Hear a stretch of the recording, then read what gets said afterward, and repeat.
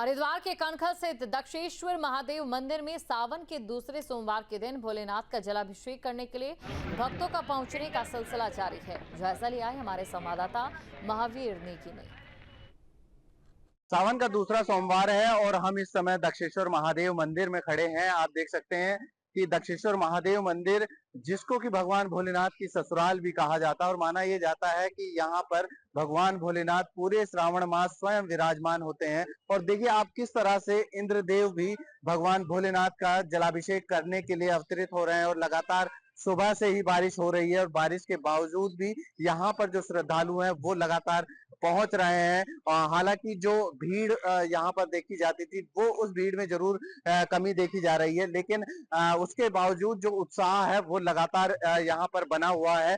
और किस तरह से देखिए आप लोग यहाँ पहुंच रहे हैं, चाहे शिव भक्त हो या आम स्थानीय नागरिक हो।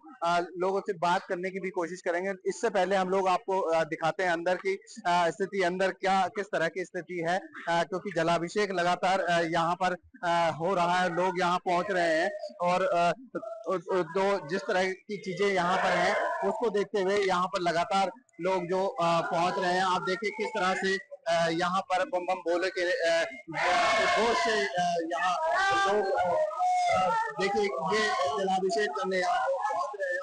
उत्साह जिस तरह से बम बम बोले के नारों से यहाँ पर लोग गुंजायमान हो रहा है पूरा, तो ये कहीं ना कहीं उत्साह को जाहिर कर रहा है कि किस तरह का उत्साह लोगों के बीच देखने को मिल रहा है।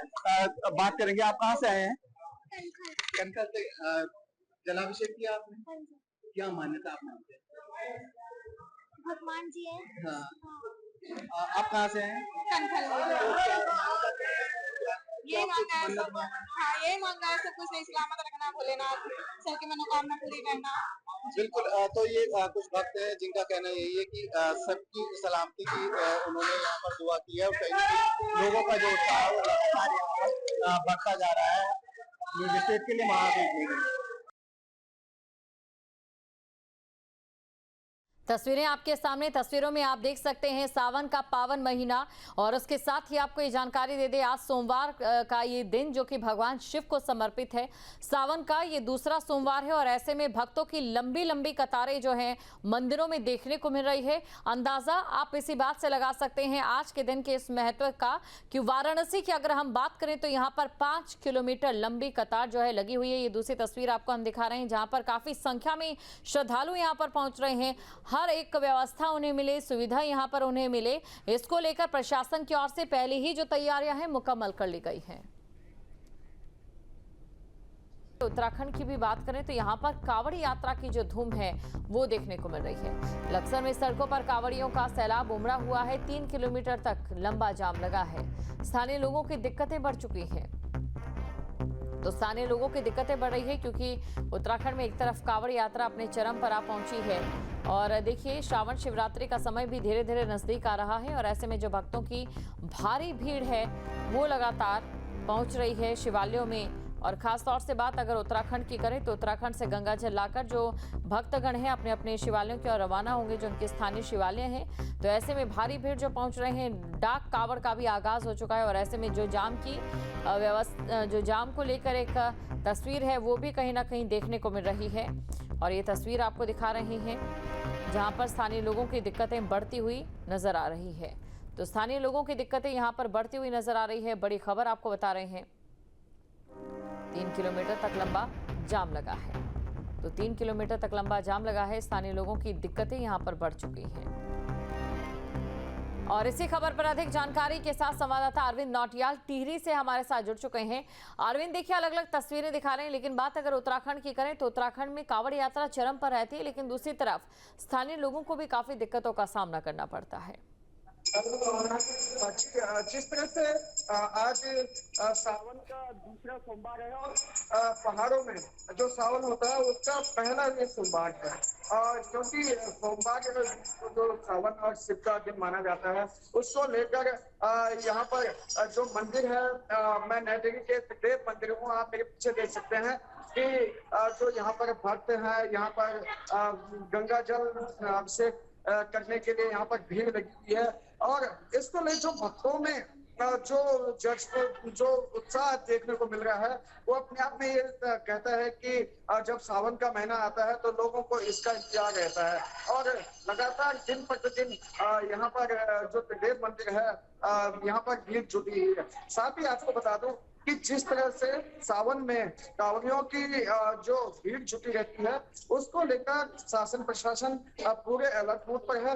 और कल आपने देखा भी होगा कि टिहरी जिले के कंडीशोर के पास में एक कांवड़ियों का जो ट्रक था वो पलट गया, क्योंकि वो हरियाणा के रहने वाले थे और लोथरी से हरियाणा जा रहे थे गंगा जल लेकर और रास्ते में बैलेंस ट्रक का डिसबैलेंस हो गया और वो पलट गया, सड़क पर पलट गया, जिसमें 14 लोग घायल हो गए। कहीं ना कहीं ये भी दूसरे पहलू भी एक तरफ शासन प्रशासन को देखना होगा कि जब कांवड़ियां जब चलते हैं तो उनको कहीं ना कहीं दिशा निर्देश भी दिए जाने चाहिए और जगह जगह पर पुलिस के द्वारा ये चेक पोस्ट भी बना देनी चाहिए कि ताकि जो कांवड़ियां हैं जो तेज रफ्तार से चलते हैं जो उन दुर्घटनाग्रस्त ना हो, क्योंकि टिहरी जिले में अभी तक 3 ऐसी घटनाएं हैं जिसमें कांवड़ियों का जो वाहन है वो दुर्घटनाग्रस्त हुआ है।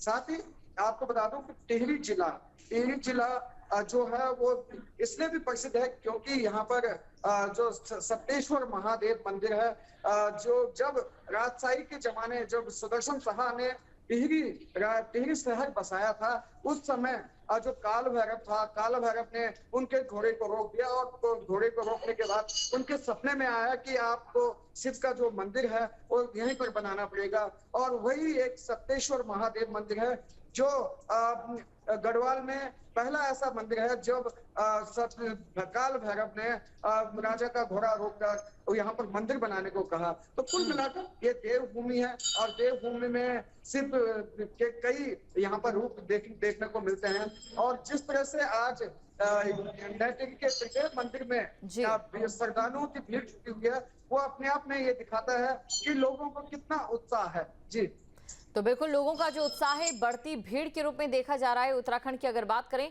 अली मेहंदी हमारे साथ बने हुए हैं। अली मेहंदी, देखिए अलग अलग मंदिरों से हम तस्वीरें देख रहे हैं और यहाँ बात अगर उत्तराखंड की करें तो एसडीआरएफ की टीम, बाकी जो टीमें यहाँ पर कांवड़ यात्रा को व्यवस्थित बनाने में जुटी हुई है, उनका काम भी काबिल तारीफ है। जी बिल्कुल, आपने सही कहा कि जिस तरह से कांवड़ यात्रा चल रही है और कांवड़ी इस टाइम पे जो कांवड़ यात्रा अपनी अंतिम चरण में है, तो एनडीआरएफ, एसडीआरएफ और जितनी भी पुलिस की टीम है, प्रशासन की टीम है, बखूबी अपना काम अंजाम दे रही हैं और 24 घंटे ड्यूटी करने के बाद उनके चेहरे के ऊपर बिल्कुल कोई शिकन नहीं नजर आ रही है। अपनी ड्यूटी को, अपने कर्तव्य को जो है वो निष्ठा से बिल्कुल निभा रहे हैं। तो यहाँ पर और जितने भी कांवड़ी आ रहे हैं सबका सहयोग कर रहे हैं, किसी को भी कोई परेशानी ना हो इसका पूरा ध्यान रखा जा रहा है प्रशासन द्वारा। मुख्यमंत्री के भी यही आदेश है कि किसी तरह की कोई परेशानी ना हो। तो लेकिन आने वाले जो ये 2 दिन है 22 और 23, ये जो है पुलिस प्रशासन के लिए एक बड़ी चुनौती है, क्योंकि इस समय जो है डाक कांवड़िये चलेंगे और डाक कांवड़िये जो हैं वो हजारों और लाखों की तादाद में आते हैं और 2 दिन के अंदर उनको अपने गंतव्य की ओर पहुंचना होता है। रुड़की में सावन के दूसरे सोमवार को सुबह से ही मंदिरों में भक्तों की भीड़ दिखाई दे रही है। भक्त हर हर महादेव के जयकारों के साथ शिवालयों में जलाभिषेक करने पहुंच रहे हैं। रुड़की के प्राचीन श्री सिद्धेश्वर महादेव मंदिर में सुबह से ही भक्त गंगा जल से भगवान शिव का जलाभिषेक कर रहे हैं। बारिश में भी भक्तों की आस्था देखते ही बन रही है। मैं भोले बाबा से कुछ नहीं मांगने आई, बस मैं तो भोले बाबा से यही प्रार्थना करने आई हूँ कि सब जगह समृद्धि रहे, सुख रहे और सब खुशहाली रहे। बिना मांगे सब कुछ दे रखा भोले ने। और मुझे इस मंदिर में आकर के अपनी मन्नतें पूरी होती हैं, इसलिए मैं जो है इस मंदिर को सोमवार में आती हूँ। भोले बाबा से बस यही मांगती हूँ कि पूरी दुनिया का रक्षा करे, भोले बाबा जैसे करते आए हैं और ऐसे हमारे परिवार की भी रक्षा करते हैं। बस अपने परिवार के लिए सुख शांति समृद्धि और यही तो मांगते हैं भोले बाबा से। जहाँ भक्ति है हर शब्द में, कथाओं में छुपे हैं दिव्य रहस्य और ज्योतिष देता है जीवन को दिशा। धर्म से जुड़ी हर बातों को जानने के लिए हमारे चैनल स्तुति को सब्सक्राइब करें। चैनल पर जाने के लिए इस लिंक पर क्लिक करें।